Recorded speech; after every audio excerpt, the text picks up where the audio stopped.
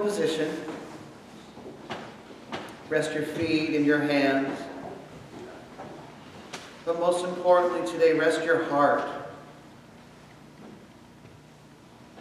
There is so much going on around us. So many things pulling our attention, pulling our concern, asking us to be joyful. And maybe we are joyful. And sometimes we even feel guilty for being joyful in the presence of so much challenge. You deserve your feelings, whatever they are. Honor them. Honor the space of your own heart. Honor the feelings that you have. All of them.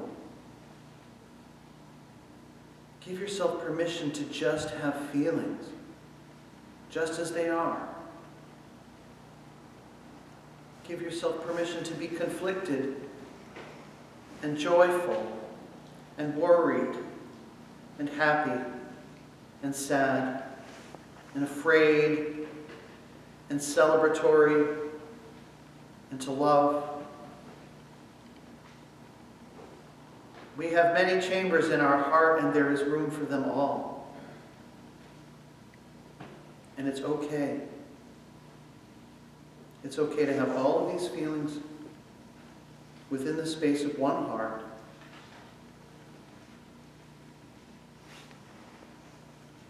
Take one deep breath and be at ease. And return.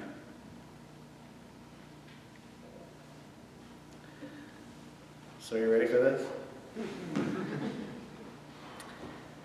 The prefix and word meta. You've seen the word meta and heard of it before. Kind of don't always think very much about it. Millennials say, oh, that's so meta. I don't even know what the heck they mean when they say that. But the word meta comes from the Greek meaning after or beyond. And meta is used in a variety of ways, from the self-referential, such as a joke about a joke is a meta joke, to the abstraction of declaring something to be bigger than itself, such as the word metaphysical, to describe something that's beyond physical reality, more than just physical reality, metaphysical. And as we approach this festival celebrating the birth of Jesus of Nazareth, none of us can fail to be kind of amazed that the story has taken such prominence in human culture for nearly 2,000 years. I mean, when you think about it, there's very little that I do for longer than a month at a time, much less honor for 2,000 years. It's kind of, regardless of what you think about it, it's kind of impressive in its own right? Like, it's kind of amazing. Like, this whole building was built on the ideas of this one person. In fact, there's like 600,000 churches in this country alone that have all been raised in the spirit of the teachings and maybe metaphysical presence of that one person. It's kind of mind-boggling when you think about it, how much it is invested in our human culture. We can all have a variety of opinions about how that came to be, power struggles, control, subjugation of people. All of that, it has been misused in those ways. But we can't fail to be kind of amazed that it's even the way it is. So what is it that manifests such a mega significance, a meta significance? Now, I'm well aware of the divergency of viewpoints regarding the person and or deity of this man referred to as Jesus Christ. Every denomination in Christianity has its own. Even other religions affirmatively comment on him within their own sacred texts. Islam has a whole chapter about Mary and Jesus in the Quran. What they have in common is a recognition that the man referred to in his own lifetime by the name Yehoshua, or a variation of it, was a unique individual with a particular and powerful viewpoint and teaching about our relationships with one another and with God. Now, many believe he also performed miracles, which is possible, or that he was conceived without sexual congress through a process called parthenogenesis, which sometimes occurs spontaneously in nature when a species finds itself isolated and in danger of extinction. Humans, however, are not capable of this miracle, as a rule. But it is interesting that Jesus is so powerfully ascribed with these characteristics, even if one does not believe in their factual reality. Their unrelenting cultural presence hints at a specialness not sufficiently described with everyday adjectives. The layers of repeated scriptural translation back and forth from one language to another, not even written in the first tongue it was spoken with in the first place, humbles us to remain circumspect in declaring anything too definitive about their original meaning. Not that people haven't tried. None of that really matters, though. The real truth is forever obscured from us by these various linguistic and contextual handprints like smears of paint on glass. So we must, at a minimum, satisfy ourselves with what we have.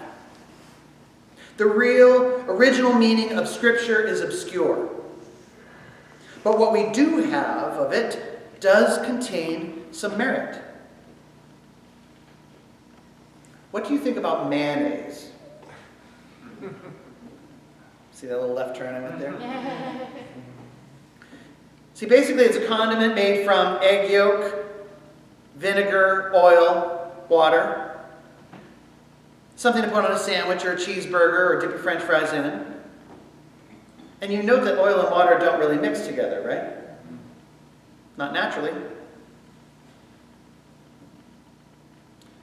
But it's far more than just a condiment. It's also the basis for thousands of recipes and sauces and even arts and crafts projects. You can use it to remove crayon marks from the wall. But more specifically, to our purposes here, mayo, as we affectionately call it, is in a category of food called an emulsion. An emulsion is a combination of items that don't normally combine together. They need something to make them function and coexist as one. An emulsion has an ingredient to it which is referred to as an emulsifier. An emulsifier is that one component which gives the other components permission and ability to coexist with one another. Mayonnaise is a meta-condiment, in my opinion. Because not only does it serve as a tasty thing to dip a French fry in, it also helps us to understand ourselves. In Greek philosophy, the word logos refers to the ultimate reality of the universe.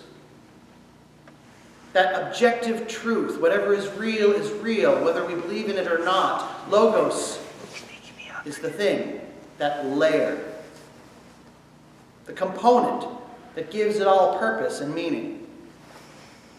The part that holds together the various separate realities into one cohesive experience, existence, reality.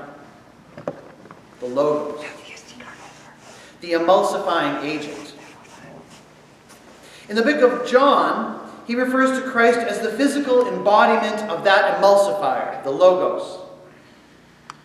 And yes, I'm saying Jesus is the mayonnaise. Well, perhaps not specifically the human named Yehoshua, but rather the logos he is said to have embodied.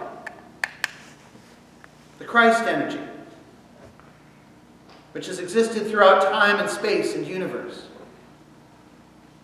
I believe that man was anointed with it in some way and did his best to train us in the use of it, to awaken us to its reality.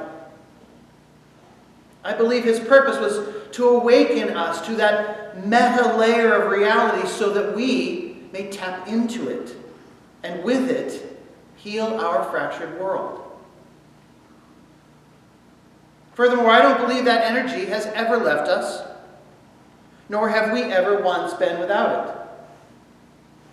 I believe that what we have historically referred to as the second coming is really more akin to a secondary acknowledgement of something that has always been with us and always ready and waiting for us to tap into and embody for ourselves.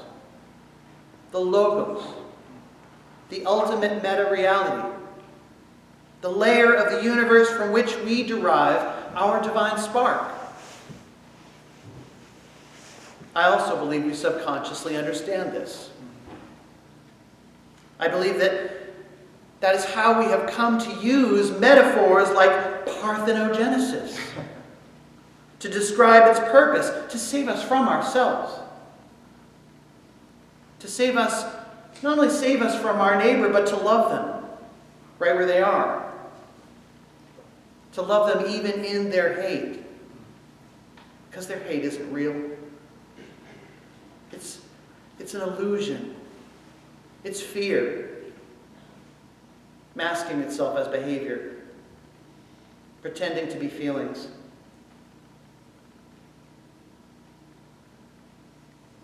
We are trying to prevent our extinction through the teachings of someone who is said to have been born through the process of parthenogenesis.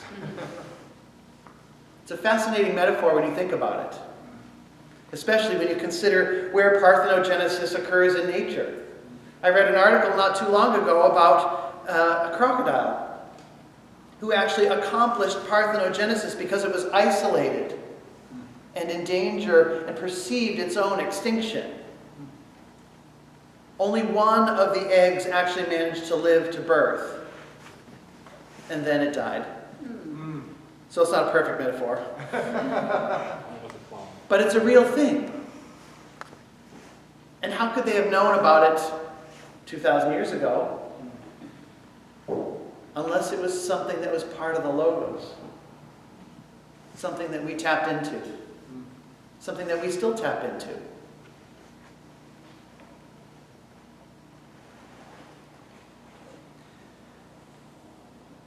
It really comes down to what makes life tastier. That mayonnaise. To remind us that there is something in this universe which connects us, informs us, and emulsifies us into something which seems impossible to combine and yet manages to function every day in that form right in front of our very eyes. Where does one look for proof today of this action of our higher selves, our connection to the Logos? It's everywhere. It's in commercials with multiracial families. It's in the existence of charity. The proof is in the slow destruction of tyranny on our planet. How many historical tyrants are there that were defeated by their own people? Just think about the history of that reality and the fact that it's almost always true. We fear the tyrants of today, but I'm sorry, folks, they're doomed, one way or the other. And it is through our connection to the Logos that makes us realize we have the power and right to do it.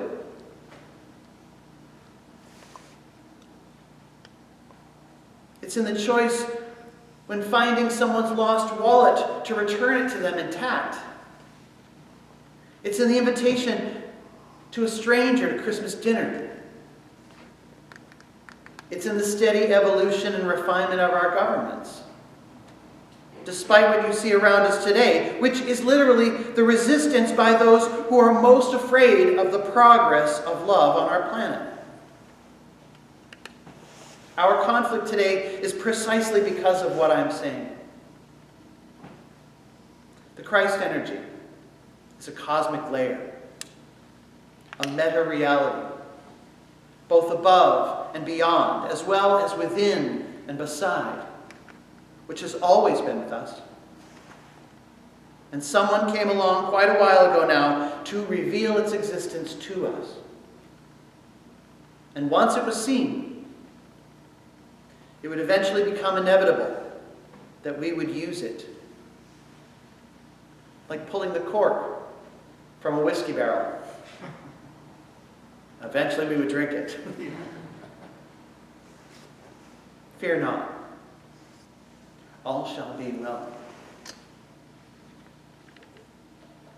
Please rise for our closing.